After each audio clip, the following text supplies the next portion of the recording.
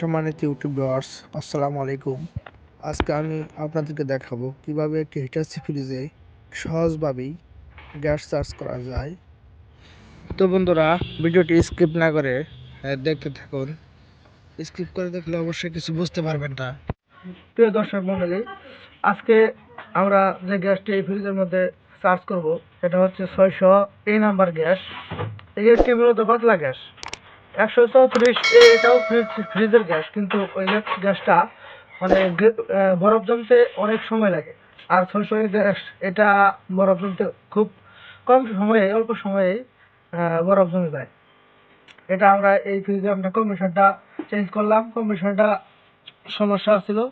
এই যে হিটাচি কোম্পানির অরিজিনাল এই কম্প্রেসার, এটা আমরা চেঞ্জ করেছি, নতুনটা লাগিয়েছি এলজি।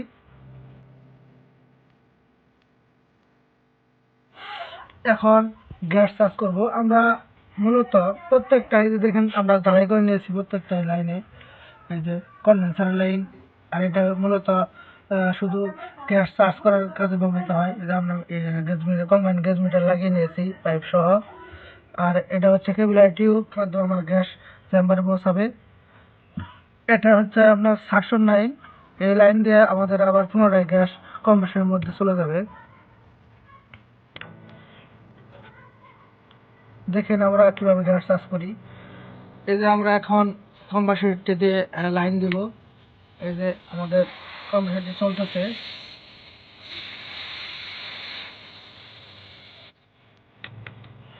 বেগম করার জন্য আমরা এই লাইনটি একবারে বন্ধ করে দেব।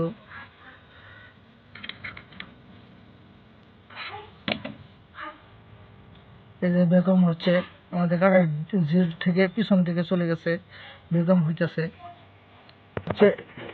এটার নাম হচ্ছে এন্ট্রি ময়েশ্চার 1000 বলে অনেকে চেনে। এটা আমরা ভিতরে প্রবেশ করাবো একটু পরে। আমরা এটা কেটে নিলাম।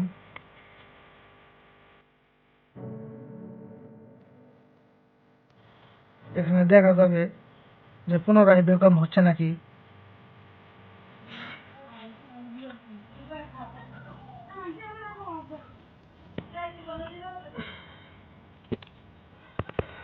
আমরা সম্পূর্ণ এই হিটাচি ফ্রিজটা আমরা কম্প্রেসার চেঞ্জ করে গ্যাস চার্জ করব। তবে যে সকল কলেজের বন্ধুরা আমাদের চ্যানেলটি সাবস্ক্রাইব এখনও করেন নাই, অবশ্যই সাবস্ক্রাইব করবেন এবং পাশে থাকা বেল আইকনটি বাজিয়ে দিবেন পরবর্তী ভিডিও পাওয়ার জন্য।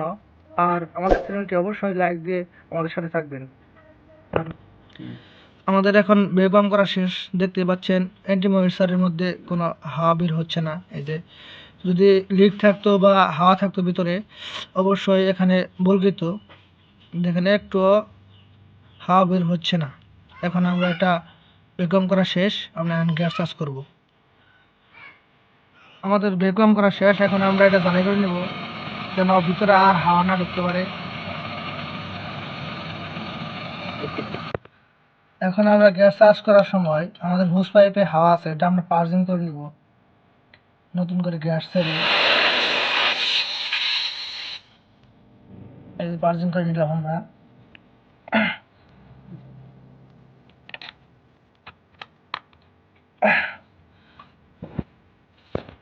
এভাবে এটা করে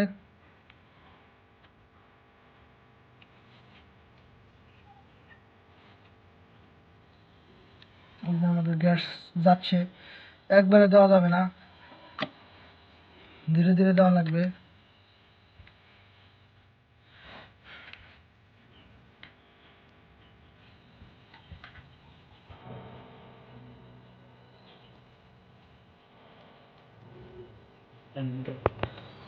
এখন আমরা কম্প্রেসরটি রানিং দেব। রানিং হচ্ছে।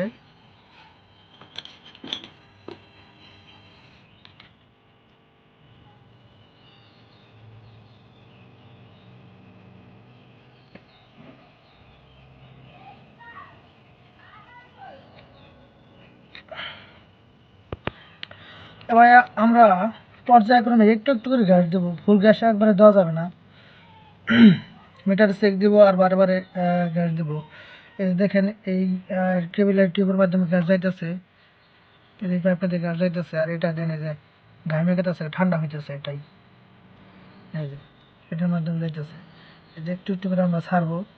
এভাবে আমরা এখান থেকে 1.5 বা 2 PSI বেশি হয়ে যাবে, কম বরাবর আমরা গ্যাস দেব। বেশি দিলে আবার বরফ হবে না।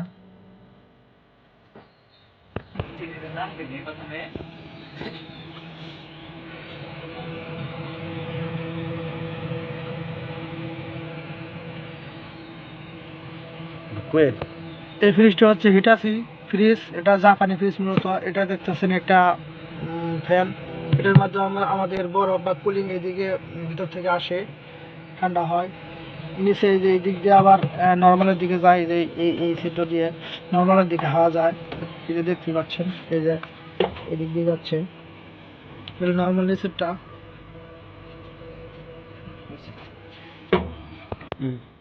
আমাদের এখন গ্যাস চার্জ হয়ে গেছে। এই দেখেন আমাদের পরিপূর্ণ গরম হয়ে গেছে কনডেন্সারটি।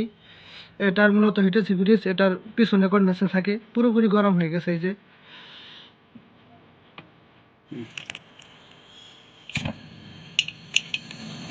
আমাদের গ্যাস চার্জ করা শেষ। এখন আমরা এটা জ্বালাই দেবো।